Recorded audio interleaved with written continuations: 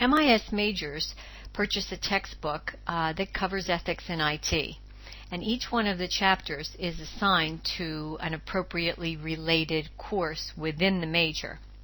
Because Design of Database Systems is the first course that you take as an MIS major, it's in this course that you cover Chapter 1, which basically is an introduction to ethics in information systems. We will talk about how to address, how to analyze an ethical dilemma, and we'll talk about what an ethical dilemma is, as well as some of the ethical dilemmas that you are almost certain to face in your career as an IS professional. The learning objectives that we hope you will adopt as your own as you go through this lesson are: 1, to understand why ethics in business is so very important; 2, to identify a number of different approaches that you can use when you're faced with an ethical dilemma; and 3, to identify some of the ethical issues in information systems and information technology that you will likely confront during your career. Perhaps we should start by defining ethics. Ethics are simply beliefs regarding right and wrong behavior.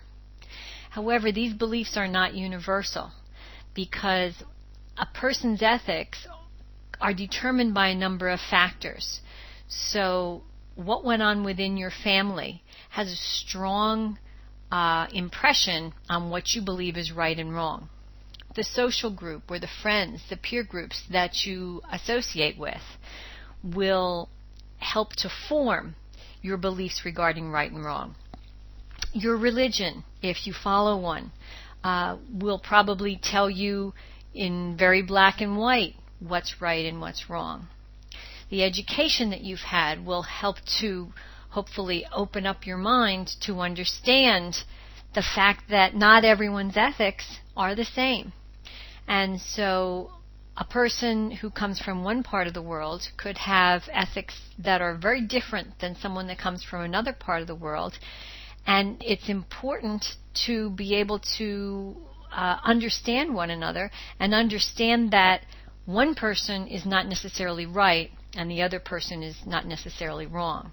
And so therefore, as we go through this introduction to ethics, you will learn that there's not going to be 10 pages of here's the right behavior and another 10 pages of here's the wrong behavior. It's simply impossible to do something like that.